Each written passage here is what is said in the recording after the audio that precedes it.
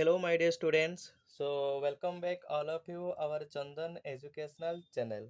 तो पुणी थरे पिलामाने तमମାନଙ୍କୁ ଆମ ଚ୍ୟାନେଲକୁ ସ୍ୱାଗତ। ଓକେ, ତ ଦେଖ ବହୁତ ପିଲାର ବି ରିକ୍ୱେଷ୍ଟ ଆସିଥିଲା ଯେ ସାର୍ ସାମ୍ ଅଫ୍ ଲାଇଫ୍ ଟିକେ ଅପଲୋଡ୍ କରନ୍ତୁ।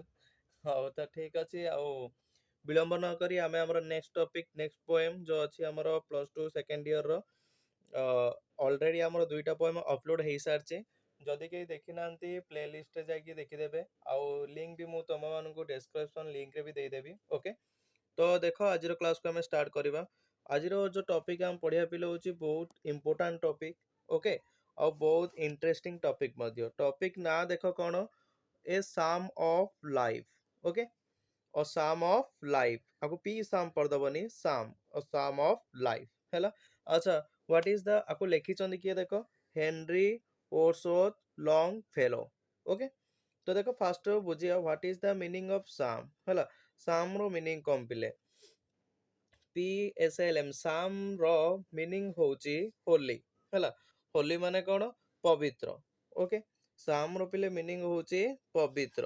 ଠିକ୍ ଅଛି, ତାହେଲେ ସାମ୍ ଅଫ୍ ଲାଇଫ୍ ମାନେ କ'ଣ ନା, ଲାଇଫ୍ ଅର୍ଥ କ'ଣ, ଜୀବନ। ତାହେଲେ ଜୀବନର ପବିତ୍ର ସଙ୍ଗୀତ ହେଲା। ଜୀବନର ଯୋଉ ପବିତ୍ର ସଙ୍ଗୀତ ଅଛି, ଜୀବନର ପବିତ୍ର ସଙ୍ଗୀତକୁ ଏବେ ଆମେ ପଢିବା। ଆକୁ କିଏ ଲେଖିଛନ୍ତି ନା, ଆକୁ ଲେଖିଛନ୍ତି Henry Wadsworth Longfellow. Okay, first ଦେଖ ଏବେ କବିଙ୍କ ବିଷୟରେ ଦେଖିବା, ପୋଏଟରଙ୍କ ବିଷୟରେ ଦେଖିବା, ତାପରେ ନେକ୍ସଟ ଆମେ ଆଗକୁ ବଢିବା। ଓକେ, ଆଚ୍ଛା ଯଦି ଦେଖିପାରୁଛ ପିଲାମାନେ, ଏ ଯୋଉ ସାଇଡରେ ଆମର ଗୋଟେ ବ୍ୟୁଟିଫୁଲ ମ୍ୟାନ୍, ପୁରା ହ୍ୟାଣ୍ଡସମ୍, ସରି ବ୍ୟୁଟିଫୁଲ ତ କହିଦେଲି ୟାଙ୍କୁ, ଝିଅ ପିଲା ତ ନାହିଁ, ଏ ତ ପୁଅ ପିଲା। ଓକେ, ପୁରା ହ୍ୟାଣ୍ଡସମ୍ ମ୍ୟାନ୍ ଅଛନ୍ତି, ଯିଏକି ଗୋଟେ ସୁନ୍ଦରିଆ ଲୋକ। ଦେଖ ଏ କିଏ, ଆଙ୍କ ନାଁ ହଉଛନ୍ତି ହେନରୀ ଓରସୋଥ ଲଙ୍ଗ ଫେଲୋ ହେଲା। ଆଉ ସେ ବର୍ନ ଅନ୍ 1807 and death 1882। ସେ ଜନ୍ମଗ୍ରହଣ କରିଥିଲେ 1807 ମସିହାରେ, ଆଉ ମୃତ୍ୟୁବରଣ କରିଥିଲେ 1882 ମସିହାରେ। Okay, is an American poet and educator. ସେ ହଉଛନ୍ତି ଜଣେ ଆମେରିକାନ ପୋଏଟ୍, ଆମେରିକାର ଜଣେ ହଉଛନ୍ତି କବି, ଏଣ୍ଡ ଏଡୁକେଟର। ଏଡୁକେଟର ମାନେ କ'ଣ, ଶିକ୍ଷାବିତ୍ ହେଲା। ସେ ଏଡୁକେଟର ମାନେ ସେ ଶିକ୍ଷାବିତ୍, ମାନେ ପଢଉଥିଲେ ବି ହେଲା। ଆଉ ଜଣେ ହଉଛନ୍ତି ପୋଏଟ୍, ଜଣେ କବି।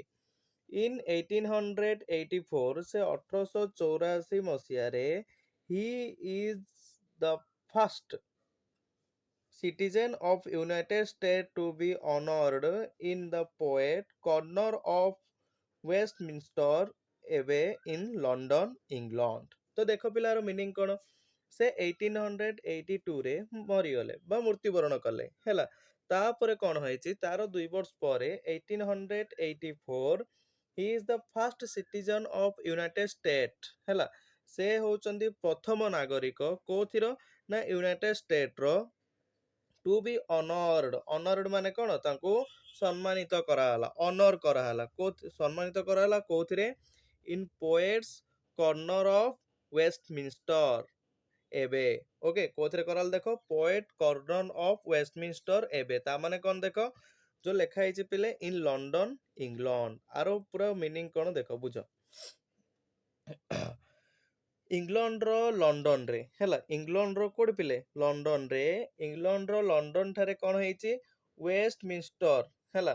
ଇଂଲଣ୍ଡର ଲଣ୍ଡନ ଠାରେ ଗୋଟେ ଜାଗା ଅଛି ଯାହା ନାଁ ହଉଛି ୱେଷ୍ଟମିନିଷ୍ଟର ହେଲା।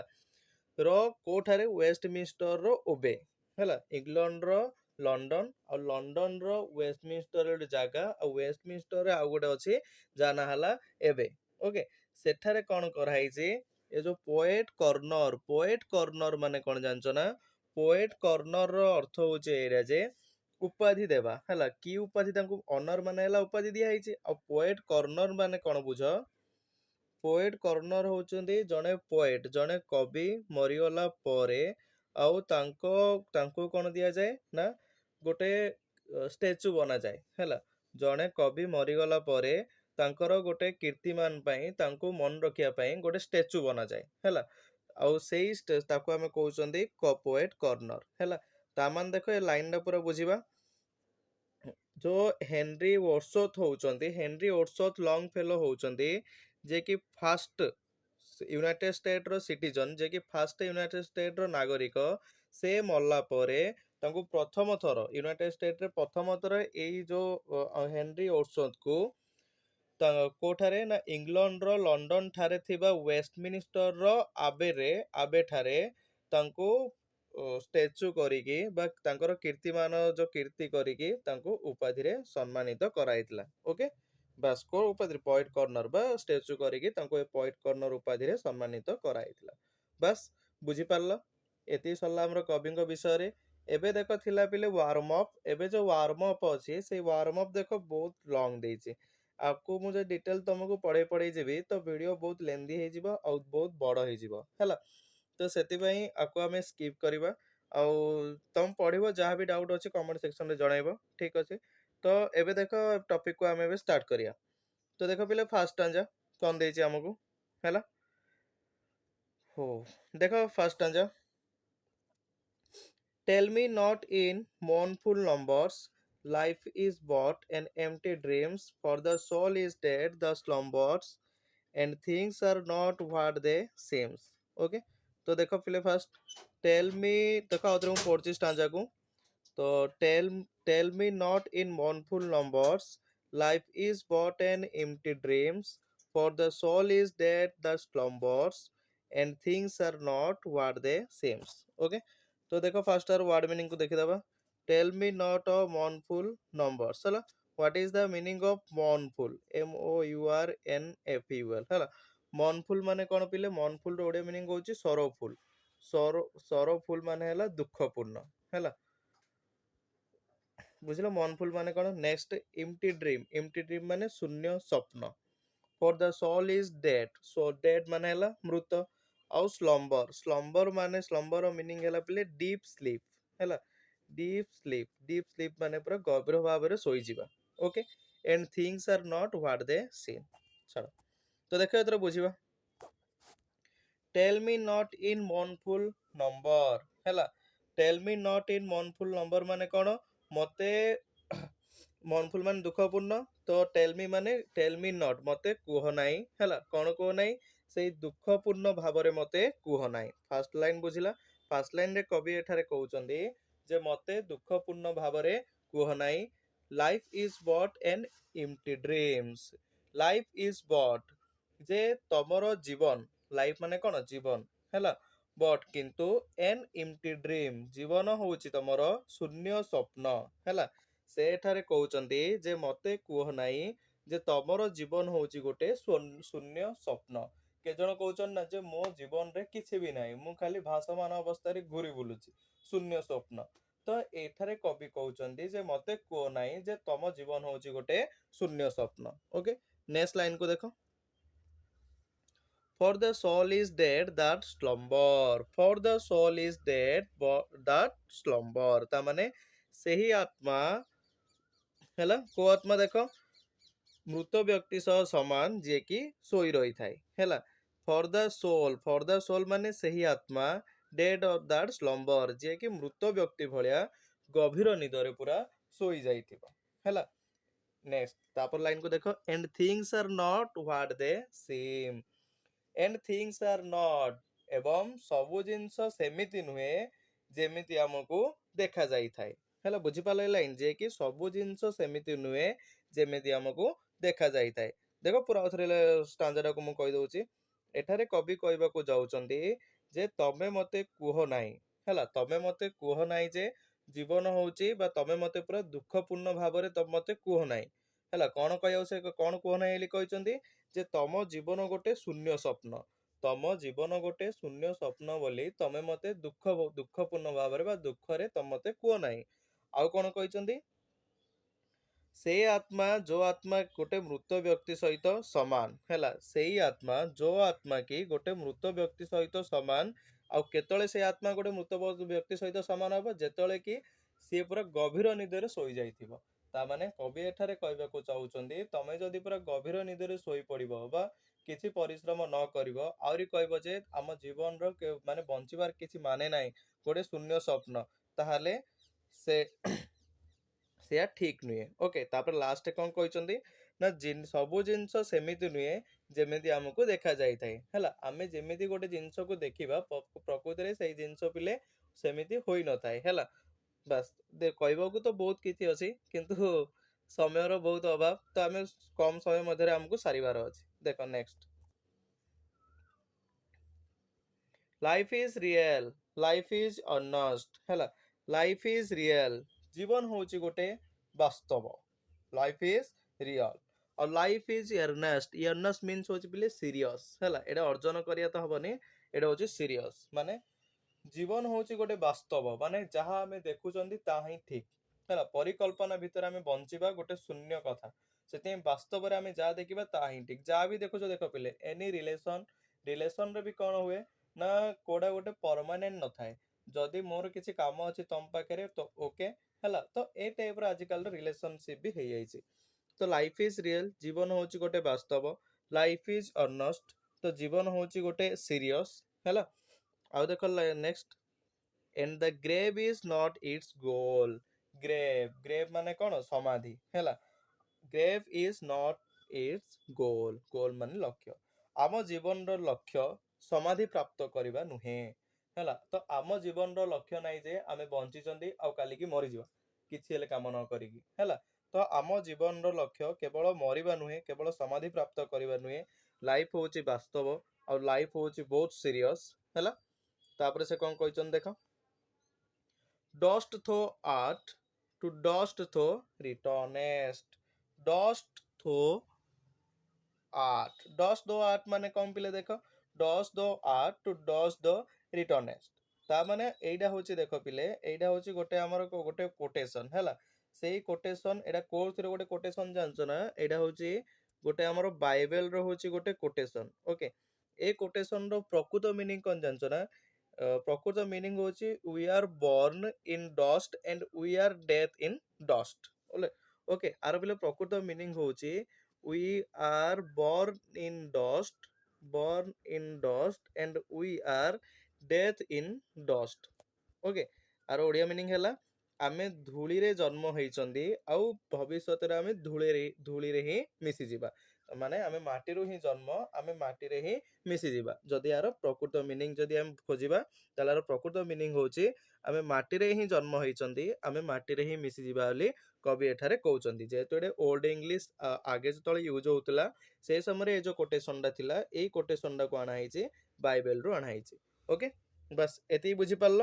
ନେକ୍ସଟ, ଆଉ ଯଦି ଆଚ୍ଛା ଯଦି ଆକୁ ଆମେ ଦେଖିବା, ଆମେ ଧୂଳିରୁ ଜନ୍ମ ହେଇଛନ୍ତି ଆଉ ଧୂଳିରେ ହିଁ ମସିଯିବା, ତା ମାନେ କଣ? ସେଠାରେ କହିବାକୁ ଚାହୁଁଛନ୍ତି ଯେ ମଣିଷର ଶରୀର କେବଳ ମରଣଶୀଳତାକୁ ହିଁ ଦର୍ଶାଏ ହେଲା। ମାନେ ମୋର୍ଟାଲିଟି। ଆମେ ଆମେ ଯେତେବେଳେ ଜନ୍ମ ନେଇଛନ୍ତି ତ ମରିବାଟା କମ୍ପଲସରି। ଏମିତି କିଏ ନାହିଁ ଯେ ଅମର ହେଇକି ରହିବ। ଭଗବାନ ହେଲେ ବି ତ ମରୁଛନ୍ତି, ଆଉ ତମେ କଣ ଅମର ହେଇଯିବ? ନାଇଁ ନାଇଁ, ମୁଁ ବଞ୍ଚିବା ହିଁ ବଞ୍ଚିବି, ଏମିତି କେବେ ହବନି ଭାଇ। ନେକ୍ସଟ ଦେଖ, we are not spoke of the soul, we are not spoke of the soul, we are sorry was not spoke of the soul। ତା ମାନେ କଣ? ଏହା ଏ ଯୋଉ ଏ କଥାଟା ଆତ୍ମା କ୍ଷେତ୍ରରେ କେବେ ହେଇ ନଥାଏ। ଆତ୍ମା ତା ମାନେ soul is immortal, ଆତ୍ମା କେବେ ପିଲେ ମରି ନଥାଏ, ସେ ସବୁବେଳେ ଅମର। Transfer one body to another, ସେ ସବୁବେଳେ ଟ୍ରାନ୍ସଫର ହୋଇଥାଏ, ଘୁରି ବୁଲିଥାଏ। ଓକେ, ତ ଆତ୍ମା ହଉଛି ସବୁବେଳେ ପିଲେ ଇମୋର୍ଟାଲ। ମାନେ ସେଥିପାଇଁ କବି ଏଠାରେ କହୁଛନ୍ତି ଏହା ଆତ୍ମା କ୍ଷେତ୍ରରେ କୁହାଯାଇ ପାରିବ ନାହିଁ ବା ଆତ୍ମା କ୍ଷେତ୍ରରେ ଏହା ଘଟି ନଥାଏ। ଦେଖ ଆର ପୁରା ଓଡିଆ ମିନିଂ କଣ? ଜୀବନ ହଉଛି ବାସ୍ତବ ଆଉ ଜୀବନ ହଉଛି ପୁରା ସିରିୟସ। ଆଉ ଜୀବନର ମାନେ ଏହା ନାହିଁ ଯେ ଆମେ କେବଳ ସମାଧି ନେଇଯିବା, କେବଳ ମରିଯିବା ହେଲା। ମାଟିରେ ହିଁ ଜନ୍ମ ହେଇଛନ୍ତି, ମାଟିରେ ହିଁ ମିଶିଯିବା। ତା ମାନେ ଜୀବନ ହଉଛି ଆମର ଗୋଟେ ମରଣଶୀଳ। ଯଦି ଆମେ ଜନ୍ମ ନେଇଛନ୍ତି, ମରିବା ହିଁ compulsory. was not spoke of the soul, କିନ୍ତୁ ଏ ଯୋଉ ମରଣ କ୍ଷେତ୍ରଟା କେବଳ ଆତ୍ମା କ୍ଷେତ୍ରରେ ହିଁ ହୁଏ ନାହିଁ ବା ଆତ୍ମା କ୍ଷେତ୍ରରେ ଘଟି ନଥାଏ। Okay okay my dear students, understand, no tension, बिंदास पार्टी। देखो नेक्स्ट ଯିବା, not enjoyment and not sorrow is our destined end or way, but to act that is tomorrow finds us further than today। not enjoyment ହେଲା, not enjoyment, enjoy ମାନେ କଣ? ଆନନ୍ଦ ବା ଉପଭୋଗ କରିବା। ଉପଭୋଗ କରିବା କଥା ନୁହେଁ not enjoyment, and not sorrow, ଦୁଃଖ ପ୍ରକାଶ। sorrow ମାନେ କଣ? ଦୁଃଖ ପ୍ରକାଶ କରିବା। ଆଉ ଦୁଃଖ ପ୍ରକାଶ କରିବା ବି କଥା ନୁହେଁ, ମାନେ ଏତେ ବି ଖୁସି ହେଇଯିବା କଥା ନାହିଁ କି ଏତେ ବି ଆମେ ଦୁଃଖ ହେଇଯିବା କଥା ନାହିଁ ହେଲା। is our destined end or way, is our destined, ଏତିକି ଆମର ଭାଗ୍ୟ, end or way ଏତିକି ଆମର ଭାଗ୍ୟର ପରିସମାପ୍ତି ହେଲା ବୋଲି ଆମେ ଭାବିବା ବି କଥା ନୁହେଁ ହେଲା। ସେଠାରେ କଣ କହୁଛନ୍ତି ବୁଝିପାରୁଛ ତ? ନା ଆମେ ଦୁଃଖ ଗୋଟେ କଥାକୁ ନେଇକି ଆମେ ଖୁସି ହେଇଯିବା କଥା ନୁହଁ, କି ଗୋଟେ କଥାକୁ ନେଇକି ଆମେ ଦୁଃଖ ହେଇଯିବା କଥା ନୁହଁ, କି ଆମ ଜୀବନର ପରିସମାପ୍ତି ଏଇଠି ହେଇଗଲା ବା ଆମର ଭାଗ୍ୟର ପରିସମାପ୍ତି ଆମର ଏଇଠି ଘଟିଗଲା ବୋଲି ଆମେ ଭାବିବା କଥା ନୁହଁ ହେଲା। ନେକ୍ସଟ ଦେଖ, but to act is tomorrow find us further than today, but to act as tomorrow ଆଜି ଆମେ ଏଇଭଳି ଭାବେ କାମ କରିବା that is tomorrow ହେଲା। ତାମାନେ ଦେଖ ବର୍ତ୍ତମାନ ସେଠାରେ ଦିଟା ଲାଇନରେ କହିବାକୁ ଯାଉଛନ୍ତି ଯେ ବର୍ତ୍ତମାନ ତମେ କାର୍ଯ୍ୟ କରିଚାଲ, ପ୍ରତ୍ୟେକ ଆସନ୍ତା କାଲି ଆଜିଠାରୁ ବହୁତ ଆଗରେ ପାଇବ ହେଲା। ସେଠାରେ କହିବାକୁ କଣ ଚାହୁଁଛନ୍ତି ଜାଣିଛ ନା ପିଲାମାନେ? ସେ ଦୁଇ ଲାଇନରେ କହିବାକୁ ଚାହୁଁଛନ୍ତି ଯେ ବର୍ତ୍ତମାନ ତମେ ପୁରା କାର୍ଯ୍ୟ କରିଚାଲ, କାମ କରିଚାଲ, ସବୁଦିନ କିଛି ନା କିଛି ଟିକେ ଟିକେ କାମ କରିଚାଲ, ତାହେଲେ ଆଜି ତମେ ଯୋଉ ଭଳି ଭାବରେ ଅଛ ଆସନ୍ତା କାଲି ତମେ ତାଠୁ ବହୁତ ବେଟର ପାଇବ, ବହୁତ ଆଗରେ ପାଇବ ଆଉ ବହୁତ ଭଲରେ ପାଇବ। ଓକେ, ବୁଝିପାରିଲ ହେଲା। ଫାଇଣ୍ଡ ସସ୍ ଫର୍ଦର ଟୁଡେ ଆସନ୍ତା କାଲିଠୁ ତମେ ମାନେ ଆଜିଠାରୁ ତମେ ଆସନ୍ତା କାଲି ବହୁତ ଭଲ ହବ, ବଟ୍ ଟୁ ଆକ୍ଟ ଇଜ ଟୁମାରୋ ଆଉ ଯଦି ତମେ ଭଲ ଭାବରେ କାମ କରିଚାଲ ଆଜିଠୁ ଟିକେ ଟିକେ, ତାହେଲେ ଆଜିଠାରୁ ଆସନ୍ତା କାଲି ବହୁତ ବଢିଆ ହବ ବୋଲି ସେ କହିଛନ୍ତି। ମାନେ ସେ କହିବାକୁ ଚାହୁଁଛନ୍ତି ଶୋଇଯାଅ ନାହିଁ, ସବୁଦିନ ତମେ ୱାର୍କ କରିଚାଲ, ଆଉ ଭାଗ୍ୟ ତମର ଯୋଉ ଅଛି ସେ ମାନେ ସବୁ ଖୁସିକୁ ତମେ ଉପଭୋଗ କରିବା କଥା ବି ନୁହେଁ, ଆଉ ସବୁ ଦୁଃଖରେ ତମେ ଏତେ ଭାଙ୍ଗି ପଡିବା କଥା ନୁହେଁ। ଏତିକି ଆମର ଭାଗ୍ୟର ପରିସମାପ୍ତି ହେଇଗଲା ବୋଲି ତମେ ଭାବିବା କଥା ନୁହେଁ ଯେ ଏଇଟା ମୋ ଭାଗ୍ୟରେ ଲେଖା ଥିଲା ଆଉ ହେଲାନି, ଏଇ ସବୁ ଫାଲତୁ କଥା। ନିଜେ ଯାହା ତମେ କାମ କରିଚାଲ, ଆଉ ଆଜି ଯଦି ତମେ କାମ କରିଚାଲ କଣ୍ଟିନ୍ୟୁଅସଲି, ତାହେଲେ ଦେଖିବ ଆଜିଠାରୁ କାଲି ତମର ବହୁତ ବେଟର ହବ। ତାମାନେ ଏଇ ଯୋଉ ପୋଏମ ଯଦି ଆମେ ପଢୁଛନ୍ତି ପିଲେ, ଏ ପୋଏମ ଖାଲି ଆମେ ମାର୍କ ଆଣିବା ବେସିସରେ ପଢୁନାହାନ୍ତି, ଏ ପୋଏମରେ ଆମେ ଜୀବନର ବହୁତ କଥା ଆମକୁ ଶିଖିବାକୁ ମଧ୍ୟ ମିଳୁଛି। ଓକେ, ବାସ୍ ନେକ୍ସଟ ଦେଖ, ନେକ୍ସଟ ଷ୍ଟାଞ୍ଜାକୁ ଯିବା। Art is long and time is fleeting, and our hearts, though stout and brave, still like muffled drum and beating. Sorry, muffled drums are beating. Funeral marches to the grave. তাহলে দেখো, art is long এটা art means হচ্ছে পিলে knowledge। ওকে, এটা art means কোন রে? art means হচ্ছে knowledge। তাহলে art is long, knowledge or lolling। ওকে, হচ্ছে পুরা long। Time is fleeting, fleeting মানে হচ্ছে পিলে পাসিং কুইকলি, মানে অতি শীঘ্র অতিক্রম କରିଯିବା। ফ্লিটিং মানে পাসিং কুইকলি। ওকে, দেখো এଥର ବୁଝିବା Odia meaning. Art is long, art is long ମାନେ ନଲେଜ ମିନ୍ସ ଜ୍ଞାନ, ବା ଆମେ ଯୋଉ କିଛି ଶିଖିବା ବା ଆମର ଜ୍ଞାନ ପିଲେ ବହୁତ ଅଛି, ଆମେ ଶିଖିବାକୁ ମଧ୍ୟ ଆମର ବହୁତ ଅଛି। ଯେ ଯେତେ ଆମେ ଶିଖୁଥିବା ସେ ତ ସରିବନି, ପ୍ରତି ମୁମେଣ୍ଟରେ ଆମକୁ କିଛି ନା କିଛି ଶିଖିବାକୁ ମିଳୁଛି, ସେ ବହିରୁ ହଉ ବା କିଛି ସମାଜ ପାଇଁ ବି ହଉ। and time is fleeting ଆଉ ସମୟ ଏତେ ବହୁତ କମ ଯେ ସମୟ ବହୁତ ଶୀଘ୍ର ଅତିକ୍ରମ କରି ଯାଉଛି ହେଲା। ବୁଝିପାରିଲ ଫାର୍ଷ୍ଟ ଲାଇନ୍? ଆମେ ଶିଖିବା ପାଇଁ ବହୁତ ଅଛି, କିନ୍ତୁ ଏଥିପାଇଁ ସମୟ ବହୁତ କମ ଅଛି, ସମୟ ଅତିକ୍ରମ କରି ଯାଉଛି। and our heart so taut and brave ଆମ ହୃଦୟ ଶକ୍ତିଶାଳୀ ହେଲା। ଆମର and our heart ଆମ ହୃଦୟ ଶକ୍ତିଶାଳୀ and ସାହସ ପୂର୍ଣ୍ଣ। Okay, still like muffled drum are beating, funeral marches to the grave। still out muffled drum, muffled drum ମାନେ କଣ ଜାଣିଛ ନା ପିଲେ? muffled drum ର ଅର୍ଥ ହଉଛି ଯେ ଗୋଟେ କପଡା, ଗୋଟେ ଢୋଲ ଥିବ, ସେ ଢୋଲଟାକୁ ବା ଗୋଟେ ବାଜାଟାକୁ କପଡାରେ ଢାଙ୍କିଥିବେ ଆଉ ତାକୁ ବାଡଉଥିବେ, ବାଡେଇଲେ ଆସ୍ତେ ଆସ୍ତେ ଆସ୍ତେ ଆସ୍ତେ ଧୀରେ ଧୀରେ ଧୀରେ ଧୀରେ ସାଉଣ୍ଡ ଶୁଣା ଯାଉଥିବ। ଓକେ, ଆଉ ଫୁନେରାଲ ମାନେ କଣ ଜାଣିଛ? ଫୁନେରାଲ ର ମିନିଂ ହେଲା ଯେ ଶବ ସତ୍କାର କରିବା ହେଲା, ଶବ ସତ୍କାର ସମୟରେ। ଫୁନେରାଲ ର ଓଡିଆ ମିନିଂ କଣ ରେ? ନା ଶବ ସତ୍କାର ସମୟରେ। ତାହେଲେ ଦେଖ ଆକୁ ବୁଝିବା ପୁରା। still like muffled drums are beating, still like ତଥାପି ଆମ ହୃଦୟରେ ବାଜୁଥିବା muffled drum ଭଳି। ଯୋଉ muffled drum ମାନେ ଯୋଉ ବାଜା ଯୋଉ ବାଜୁଛି ମରଣ ସମୟରେ, ଯେତେବେଳେ ଜଣେ ମରିଯାଏ, ମରିଗଲା ପରେ ଧରିକି ନଉଛନ୍ତି, ସେଇ ସମୟରେ ଯୋଉ ଗିନି ମୃଦୁଙ୍ଗ ବାଜା ବାଜୁଥାଏ, ସେଇ କଥା ସେଠାରେ କହୁଛନ୍ତି।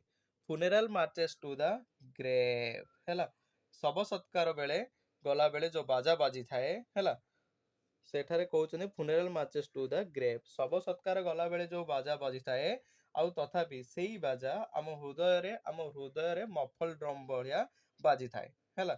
ମାନେ ଏଠାରେ ସେ କବି କହିବାକୁ ଚାହୁଁଛନ୍ତି ଯେ ଆମ ଜୀବନଟା ହଉଛି ମାନେ ଶିଖିବା ପାଇଁ ଆମ ଜୀବନରେ ବହୁତ କିଛି ଅଛି, କିନ୍ତୁ ସମୟ ନାହିଁ, ସମୟ ସାଙ୍ଗେ ସାଙ୍ଗେ ଅତିକ୍ରମ କରିଯାଏ। ତଥାପି ଆମ ହୃଦୟ ବହୁତ ଶକ୍ତିଶାଳୀ ଆଉ ସାହସିକତାରେ ଭରା। ଆଉ ଯେତେବେଳେ ଗୋଟେ ଶବ ସତ୍କାର ନେଲା ବେଳେ ଯୋଉ ବାଜା ବାଜେଇ ନିଆଯାଏ, ଆଉ ସେଇ ବାଜା ଭଳିଆ ଆମ ହୃଦୟ ମଧ୍ୟ ସାଉଣ୍ଡ କରିଥାଏ, ଆଉ ହୃଦୟ ମଧ୍ୟ ଅତିକ୍ରମ ଆସ୍ତେ ଆସ୍ତେ ଆସ୍ତେ ଆସ୍ତେ କରି କରି କରି କରି ଯାଇଥାଏ। ଓକେ, ବାସ୍ ଏତିକି ପୁରା ବୁଝିଲା। ନେକ୍ସଟ ଷ୍ଟାଞ୍ଜାକୁ ଦେଖ ଯିବା। In the world's broad field of battle, in the bivouacs of life, be not like dumb, driven cattle, be a hero in the street. तो देखो, in the vast broad field of battle, तो माने wars broad field battle ता माने विश्व रूपक ए जो विश्व हैला, विश्व रूपक ए जो युद्ध क्षेत्र रे, ब्रॉड माने हैला प्रशस्त, विश्व रूपक ए जो प्रशस्त युद्ध क्षेत्र रे, ए जो विश्व रे जो भलिया बे माने जो युद्ध चलची बा युद्ध क्षेत्र बुझी पारछो, जो भलिया बे सुख दुख सब किछि जो मिली मिसी किरी अछि, ए विश्व रो प्रशस्त रूपक युद्ध क्षेत्र रे, in the bivouac of life, bivouac of life माने कौन देखो, विभक रो पिले मीनिंग होची गोटे temporary camp of soldier, temporary camp of soldier हैला। विभक रो अर्थ कौन रे, टेम्पोरारी कैंप ऑफ सोल्जर। अच्छा, what is the meaning of temporary camp of soldier? जो सोल्जर माने जो रहउचंदी पिले, आज एडे युद्ध चलला के दिन एडे कैंप पड़ के रखिले, पुनी आथरे कैंप चेंज, आथरे पुनी चेंज कर देला, आथरे कोड जाई रहिले हैला।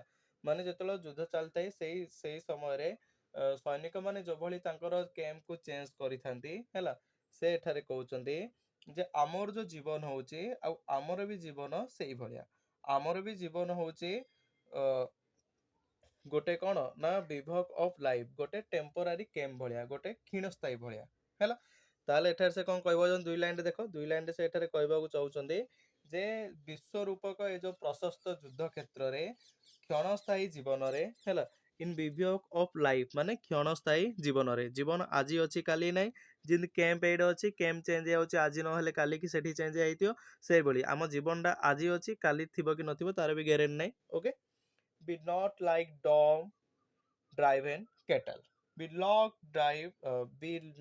like dom, dom माने कौन पिले मुक हैला, तो मुक भलिया हुए नाही। ड्राइवेन कैटल, ड्राइवेन कैटल माने कौन, कैटल माने देखो गाई गोरु हैला, ड्राइवेन माने जे के अन्य जने ताको परिचालित करथुबो, अन्य मानक द्वारा परिचालित होउथुबा गाई गोरु मानक भलिया हुए नाही। आर मीनिंग कौन रे, देखो, बी नॉट लाइक डम गोटे मुक गोटे जड़ा भलिया हुए नाही, ड्राइवेन कैटल अन्य मानक द्वारा परिचालित होउथुबा गाई गोरु मानक भलिया हुए नाही। Be a hero in the strife, strife माने होच पिले स्ट्रगल हैला, be a hero in the strife, तमे निज स्ट्रगल रे, निज हार्ड वर्क रे तमे हीरो हवा पई चेष्टा कर हैला। बस बुझी पारल कोन, एठारे से कवि बहुत भला भाबरे स्टांजा रे कहबाकू चाहिचंदी जे आम जीवन होची गोटे पिले युद्ध भलिया, माने प्रति मोमेंट रे सुख दुख सहित बा सेही भलिया बे खाप खुआकी चलियाकू पड़िबो। और जीवनटा होची पिले गोटे हमर क्षीणस्थायी, विभक ऑफ लाइफ, जीवन होची गोटे क्षीणस्थायी, हुए तो आज अछि काली कि नै, आउ टिके परे देखो मु तम सहित अबे किछि कहूची, हुए तो मु काली कि नथिबी हैला। बी नॉट लाइक अ डम ड्रिवेन कैटल हैला, आउ गोटे मुक भलिया हो नै, गोटे जड़ा भलिया हो नै हैला, आउ गोटे अन्य मानक द्वारा परिचालित होतुबा गाई गोरु मानक भलिया हो नै, माने जणे गोटे कथा को कहिदेला ताको आमे सुनिकिरी आउ कोन कर दबा, तो सेही भलिया केबे हो नै। निजे स्ट्रिप, निजे स्ट्रगल करिकी बंचिया को चेष्टा कर, निजे हार्ड वर्क कर, निजे स्ट्रगल कर, और तमे निजे स्ट्रगल रे गोटे हीरो हुओ। ओके, बस बुझी पारल। एबे नेक्स्ट स्टांजा को जिबा। Trust no future however pleasant, let the dead past bury its dead, act act in living present, heart within and gods overhead। Trust no future, trust no future माने भविष्यत को पिले भरोसा कर नाही हैला। ट्रस्ट नो फ्यूचर, भविष्यत को केबे हेले भरोसा माने भरोसा कर नाही। ओके, हाउ एवर प्लीजेंट, हुए तो तुम भविष्यत बहुत आनंदमय होई छाए बा होई पारु, होई थाई पारे, किंतु तथापि तमे भविष्यत को केबे हेले भरोसा कर नाही। Late the dead past bury its dead, late the dead past, ଅତୀତ ଗୋଟେ ମୃତ ବ୍ୟକ୍ତି ଭଳିଆ, let the dead past bury its dead, ଅତୀତ ହଉଛି ଗୋଟେ ପିଲେ ମୃତ ବ୍ୟକ୍ତି ଭଳି ଯିଏ କି ବରି ଇଟ୍ସ ଡେଡ୍ ମାନେ ତାର ମୃତ ଶରୀରକୁ ପୋତିବାକୁ ଦେଇଦିଅ ହେଲା। ମାନେ ସେ ଏଠାରେ କହୁଛନ୍ତି ଯେ ସବୁ act in the living present, ଆଉ ସବୁବେଳେ ବର୍ତ୍ତମାନରେ ବଞ୍ଚିବାକୁ ଚେଷ୍ଟା କର ହେଲା। ମାନେ ବର୍ତ୍ତମାନ ହଉଛି ପୁରା ଜୀବନ୍ତ, ଯାହା ଏବେ ଆମେ କରୁଛନ୍ତି ଆଉ ସେଥିରେ ବଞ୍ଚିବା ପାଇଁ ଚେଷ୍ଟା କର। Heart within and gods overhead, ନିଜ ହୃଦୟର ସହିତ ବଞ୍ଚ ହେଲା, ହୃଦୟର କଥା ଶୁଣ। ଏଣ୍ଡ ଗଡ୍ସ ଓଭରହେଡ୍, ଆଉ ଭଗବାନ ଉପରେ ଅଛନ୍ତି ଭାବିକି ହେଲା, ଭଗବାନଙ୍କୁ ଭରସା କରିକି ବଞ୍ଚିବାକୁ ଚେଷ୍ଟା କର। ତାମାନେ ଏଠାରେ ପିଲା ସେ ସିମ୍ପଲ କହିବାକୁ ଚାହୁଁଛନ୍ତି ଯେ ଆମର ଯୋଉ ପାଷ୍ଟ ହଉଛି ଗୋଟେ ୱେଷ୍ଟ ପେପର ହେଲା, ଆଉ ଆମର ପ୍ରେଜେଣ୍ଟ ହଉଛି ଗୋଟେ ଆମର ନ୍ୟୁଜ ପେପର ହେଲା। ନ୍ୟୁଜ ପେପର ମାନେ ଯାହା ଘଟଣା ଘଟୁଛି, ଆଉ ଆମର ଫ୍ୟୁଚର ହଉଛି ଗୋଟେ କୋଶ୍ଚିନ୍ ପେପର। ତ ଏଠାରେ ସେ କହିବାକୁ ଚାହୁଁଛନ୍ତି ଯେ ତମେ କେବେ ପାଷ୍ଟରେ ବଞ୍ଚିବାକୁ ଚାହଁ ନାହିଁ, ଯାହା ଆମର ଅତୀତରେ ହେଇଯାଇଛି ତା କଥା କେବେ ଭାବ ନାହିଁ। ଯଦି ଭାବିବ ପୁରା ୱେଷ୍ଟ ମାନେ ବହୁତ ଖରାପ ହିଁ ଲାଗିବ, ଯାହା ୟୁଜ କରି ଫୋପାଡ଼ି ଦେଲେ ଯୋଉଭଳି ଲାଗିଥାଏ ଗୋଟେ ଜିନିଷ ସେଇଭଳି ହିଁ ଲାଗିବ। ତ ପାଷ୍ଟ କଥା କେବେ ଭାବନ। ପ୍ରେଜେଣ୍ଟ ସବୁବେଳେ ବର୍ତ୍ତମାନର ସହିତ ବଞ୍ଚିବାକୁ ଚେଷ୍ଟା କର, ବହୁତ ମଜା ଲାଗିବ, କାହିଁକିନା ପ୍ରେଜେଣ୍ଟ ଇଜ ପୁରା ଲିଭିଂ। ପ୍ରତି ମୁମେଣ୍ଟକୁ ଏନ୍ଜୟ କରି ବଞ୍ଚିବାର ଲାଇଫକୁ ଚେଷ୍ଟା କର। ଲାଇଫ ଆଉ ମିଳିବନି, ଆସ୍ତେ ଆସ୍ତେ ତ ସମୟ ଅତିକ୍ରମ କରିବାରେ ଲାଗିଛି, ଯଦି ମିଳିଛି ତାକୁ ପୁରା ଏନ୍ଜୟ କର। ଏଣ୍ଡ ଫ୍ୟୁଚରରେ କ'ଣ ହବ ସବୁବେଳେ ଚିନ୍ତା କରିକି ଭାବିକି କିଛି ଲାଭ ନାହିଁ, ଯାହା ହେବାକୁ ଥିବ ହବ। ଆଉ ଚିନ୍ତା କରି ଯୋଉ ଭାବୁଛ ତା ଅପେକ୍ଷା ସେତିକି ସମୟ କିଛି କାମ ବି କରିଦିଅ ଫ୍ୟୁଚର ପାଇଁ, ଆଉ ବହୁତ ବଢିଆ ହବ। ଓକେ, ବାସ୍ ବୁଝିପାରିଲ। ଆଉ ସେ କହିଛନ୍ତି ଶେଷରେ ଏଇ ସବୁ କରିବା ସହିତ ଭଗବାନ ଉପରେ ଭରସା ରଖ, ଆଉ ନିଜ ହୃଦୟରୁ ସହିତ ଏ କାମ କର। ଲାଇଫରେ ଆଜି ନା କାଲି ତମେ ନିଶ୍ଚୟ ଆଗକୁ ଯିବ। Okay, next, life of great men all remind us lives of great men all remind us we can make our lives sublime, and departing leaves behind us footprints on the sand of time ହେଲା। ତାହେଲେ ବୁଝ ପିଲେ ସେଠାରେ କ'ଣ କହିବାକୁ ଚାହୁଁଛନ୍ତି, lives of great men all remind us ମାନେ ମନେ ପକେଇଦେବା ହେଲା। lives of great men ମାନେ ମହାନ ବ୍ୟକ୍ତି ହେଲା, ମହାନ ବ୍ୟକ୍ତି ମାନଙ୍କ ଜୀବନ ମନେ ପକେଇ ଦିଏ ହେଲା। ଫାର୍ଷ୍ଟ ଲାଇନ ବୁଝିଲ ତ, ସେଠାରେ କହିବାକୁ ଚାହୁଁଛନ୍ତି ମହାନ ବ୍ୟକ୍ତି ମାନଙ୍କ ଜୀବନ ମନେ ପକେଇ ଦିଏ। ଆଚ୍ଛା, what is the meaning of ମହାନ ବ୍ୟକ୍ତି ମାନେ ଗ୍ରେଟ୍ ମେନ୍ ମାନେ କ'ଣ ପିଲେ? ତମେ କେବେ ସାର୍ ବଡ ବଡ ଲୋକ ଯିନ୍ ବଡ ବଡ ଦେଖାଉଛନ୍ତି ସେ ବଡ ବଡ ଲୋକ, ନଟ୍ ବଡ ବଡ ଲୋକ ହେଲା। ଗ୍ରେଟ୍ ମେନ୍ ମାନେ କ'ଣ ପିଲେ? ମହାନ ବ୍ୟକ୍ତି ମାନେ ଯୋଉମାନେ କି କିଛି ଭଲ କାମ କରି ଯାଇଛନ୍ତି, ଯାହାଠୁ ଆମେ ଶିଖିବା ଦରକାର। ଯେମିତି ଧନ୍ୟ ସୁଭାଷ ଚନ୍ଦ୍ର ବୋଷ, ଓକେ, ନହେଲେ ଆମେ ଯଦି ସାଇଣ୍ଟିଷ୍ଟ ମାନଙ୍କ ବିଷୟରେ ଯିବା ଆଇନଷ୍ଟାଇନ ହେଲା, ନହେଲେ ଏପିଜେ ଅବଦୁଲ କାଲାମ, ସେ ଯୋଉ କାମ କରି ଯାଇଛନ୍ତି ତାଙ୍କୁ ଆମେ କହିବା ଗ୍ରେଟ୍ ମେନ୍, ମହାନ ବ୍ୟକ୍ତି ହେଲା। ଆଉ ସେଇ ମହାନ ବ୍ୟକ୍ତି ମାନଙ୍କ ଜୀବନ ଆମକୁ ମନେ ପକେଇ ଦିଏ। କ'ଣ ମନେ ପକେଇ ଦିଏ? we can make our lives sublime, we can make our lives sublime means ଅର୍ଥ ହଉଛି ପିଲେ ପବିତ୍ରମୟ ହେଲା। we can live ଆମେ ମାନେ ବଞ୍ଚି ପାରିବା, we can live ହେଲା। ଆମେ ମାନେ ବଞ୍ଚି ପାରିବା କେମିତି? we can make our lives sublime ହେଲା, ଆମେ ଆମ ଜୀବନକୁ ପବିତ୍ରମୟ କରିପାରିବା ହେଲା। ମହାନ ବ୍ୟକ୍ତି ମାନଙ୍କର ଜୀବନକୁ ଆମେ ମନେ ପକେଇ ଆମେ ଆମ ଜୀବନକୁ ପବିତ୍ରମୟ କରିପାରିବା। ତା ମାନେ କହିବାର ଏଥିରେ ମିନିଂ କ'ଣ?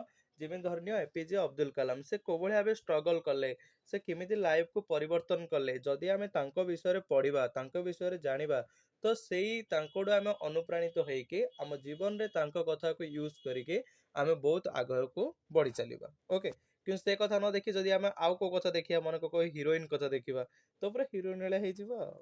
ଆଚ୍ଛା, ନେକ୍ସଟ ଦେଖ, and departing leave behind us, and departing ହେଲା, ଡିପାର୍ଚର ମାନେ ତମେ ପିଲେ ଜାଣିଛ ତ୍ୟାଗ କରିବା ବା ପ୍ରସ୍ଥାନ କରିବା। and departing leave behind us, R Odia meaning କ'ଣ ଜାଣିଛ ନା ପିଲେ? ଆମେ ପରିତ୍ୟାଗ, and ମାନେ ଏବଂ, departing leaves behind us ଆମେ ପରିତ୍ୟାଗ କରିବା ବା ପ୍ରସ୍ଥାନ କରିବା ହେଲା। behind us ମାନେ ଆମେ ଆମ ପଛରେ।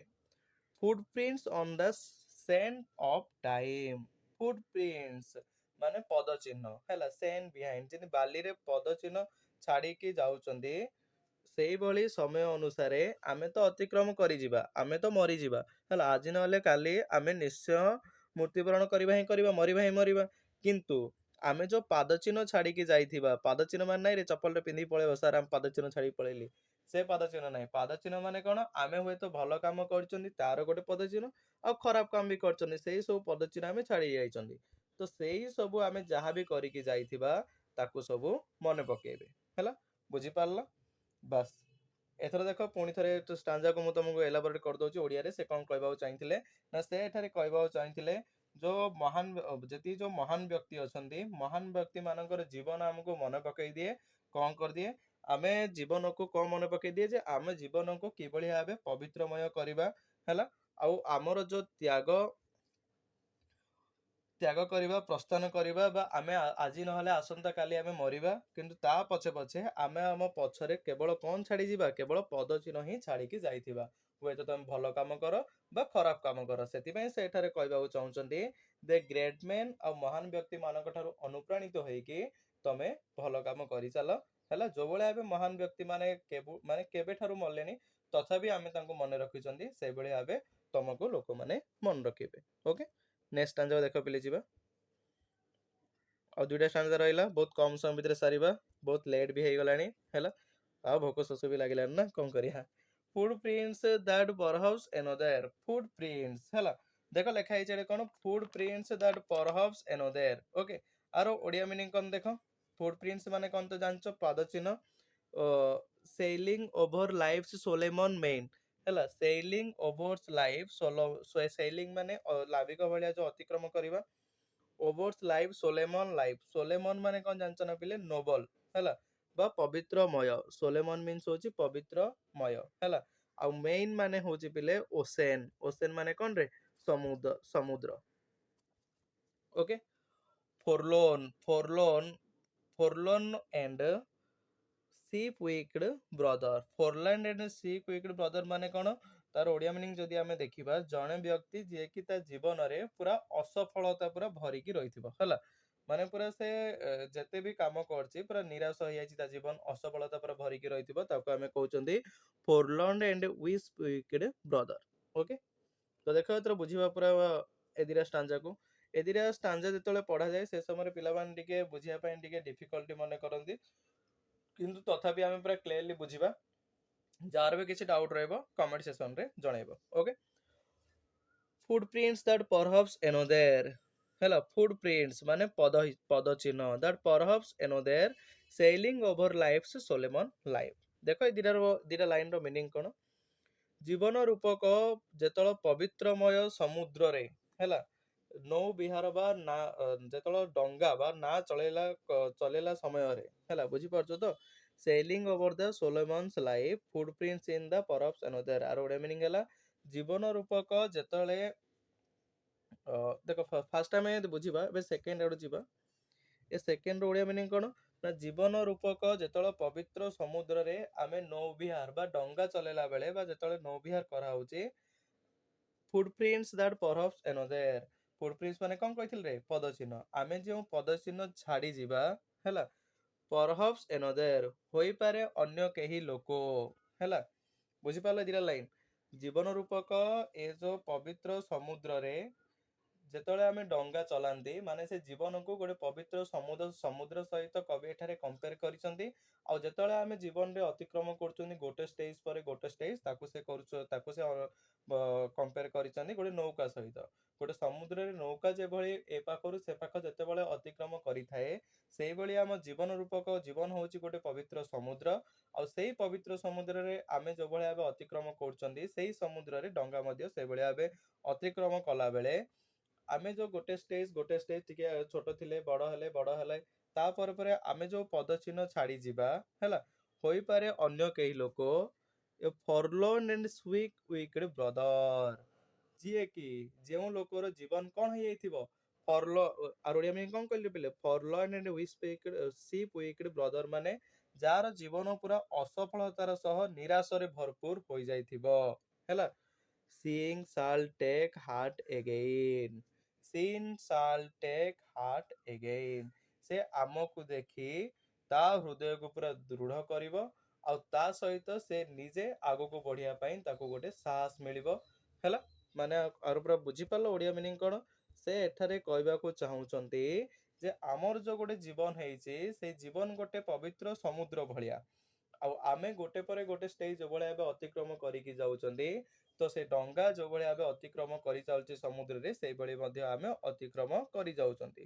କିନ୍ତୁ ଆମେ କଣ, ଆମେ ଯୋଉ ପଦଚିହ୍ନ ଆମେ ଛାଡି ଯିବା, ହୋଇପାରେ ଅନ୍ୟ କେହି ଲୋକ, ଯିଏ କି ଯୋଉ ଲୋକର କଣ ହେଇଥିବ, ଯୋଉ ଲୋକ ଭାବ, ଯୋଉ ଲୋକ ବହୁତ କାମ କଲା ପରେ ମଧ୍ୟ ତା ଜୀବନଟା ପୁରା ଅସଫଳତା ସହିତ ପୁରା ନିରାଶମୟ ହେଇଯାଇଥିବ, ମାନେ ପୁରା ୱେଷ୍ଟ ହେଇଯାଇଥିବ, ସେ ନିଜକୁ ବହୁତ ଘୃଣ୍ୟ ମନେ କରୁଥିବ, ହେଲା, ଭରିଗଲା ପରେ ମଧ୍ୟ ସେ ଆମକୁ ଦେଖି ତା ଜୀବନରେ ଗୋଟେ ପୁରା ଦୃଢ ଚିନ୍ତାଧାରା ଆଣିବ, ଆଉ ଜୀବନରେ ସେ ପୁରା ଆଗକୁ ବଢି ଚାଲିବ। ହୁଏତ ଭାବ ଗୋଟେ ଗୋଟେ କ୍ଲାସରେ କଣ ଥାଉଛି ନା ପିଲେ, ଗୋଟେ ଗୋଟେ ପିଲା ଦିନ ରାତି ପୁରା ବହୁତ କଠିନ ପରିଶ୍ରମ କରି ଚାଲିଲେ ମଧ୍ୟ ପୁରା ସେ ଲାଷ୍ଟ ଆସୁଛନ୍ତି, ପୁରା ନହେଲେ ବହୁତ କମ ମାର୍କ ଆଣୁଛନ୍ତି। ତାଙ୍କୁ ଯଦି ଗୋଟେ ପିଲା ଭଲ ମାର୍କ ଆଣେ ବା ଭଲ ମାର୍କ ଆଣିକି ତାଙ୍କୁ ଯଦି ମୋଟିଭେଟ କରାଏ, ତାହେଲେ ତାଙ୍କେ ବି ଭାବିବେ ନାଇଁ, ନୋ ଟେନସନ, ଆମେ ବି ପଢିକି ଆମେ ବି ଆଣିପାରିବୁ, ହେଲା। ସେ ଏଠାରେ ପୁରା ବହୁତ ଭଲ ଭାବରେ ବୁଝେଇଛନ୍ତି। ଠିକ ଅଛି, ନେକ୍ସଟ ଦେଖ, ଦେଖ last stanza, let us then be up and doing with a heart for any fate, still achieving, still pursuing, learn to labor and to wait. Let us then be up and doing.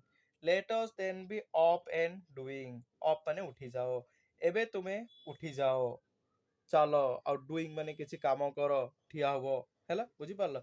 କବି ଏଠାରେ କହୁଛନ୍ତି ଏବେ ତମେ ଉଠି ଯାଅ, ଯୋଉ ଶୋଇଛ ଏବେ ତମେ ଉଠି ଯାଅ, ଆଉ କିଛି କାମ କରି ଚାଲ, with a heart for any fate, with a heart for any fate, fate ମାନେ କଣ ପିଲେ, fate ର ଓଡିଆ ମିନିଂ ହଉଛି ଭାଗ୍ୟ, ହେଲା।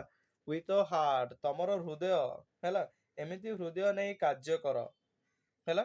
ତାପରେ ଦେଖ, still achieving, still pursuing, ଯେକୌଣସି ଏମିତି ହୃଦୟ ନେଇ ତମେ କାର୍ଯ୍ୟ କରିଚାଲ, ଏବେ ତୁମେ ଶୋଇଛ ଯଦି ଉଠି ଯାଅ, ଆଉ ମାନେ ଶୋଇଚ ଭାବନ ତମେ ଶୋଇ ପଡୁଛ ତାପରେ ଉଠି ପଡିବ, ହେଲା, ମାନେ କିଛି ଯଦି କାମ କରୁନ ତାହେଲେ ଉଠ, ଆଉ କିଛି କାମ କରିଚାଲ, ଆଉ ଏମିତି ହୃଦୟ ନେଇକି ତମେ କାମ କର, ଯେକୌଣସି ଭାଗ୍ୟ ପାଇଁ ମଧ୍ୟ ତମ ପାଖରେ, ହେଲା, still achieving, still pursuing, learn to labor and wait, still achieving, ହେଲା, still achieving ଯୋଉ ପର୍ଯ୍ୟନ୍ତ ତମେ ସଫଳତା ପାଇନ, ହେଲା, still pursuing, ଆଉ still achieving ସଫଳତା ପାଇଲା ପରେ ମଧ୍ୟ ତମେ pursuing ମାନେ ତମେ କାର୍ଯ୍ୟ କରିଚାଲ। ଭାବିଲ ଯେ ତମେ ଭାବ ଗୋଟେ ଏଇମ ରଖିଲ ଯେ ସାର୍ ମୁଁ ଗୋଟେ ପ୍ରାଇମେରୀ ଟିଚର ହେବି, ତ ଛୋଟ ଟିଚର ପାଇଗଲ, ତାପରେ ତମେ କହିବ ଓ କି ସରିଲା, ମୁଁ ତ ଏଇମ ରଖିଥିଲି ଆଉ ପାଇଗଲି ହେଇଗଲା, ସେୟା ନାହିଁ ପିଲେ, ପାଇଲା ପରେ ବି ହାର୍ଡୱାର୍କ କରିଚାଲ, ତ ଜୀବନରେ ତମେ ଆସ୍ତେ ଆସ୍ତେ ଆଗକୁ ବଢି ଚାଲିବ। Okay, learn to labour and to wait, ଆଉ ତମେ ହାର୍ଡୱାର୍କ କରିବାର ଶିଖ,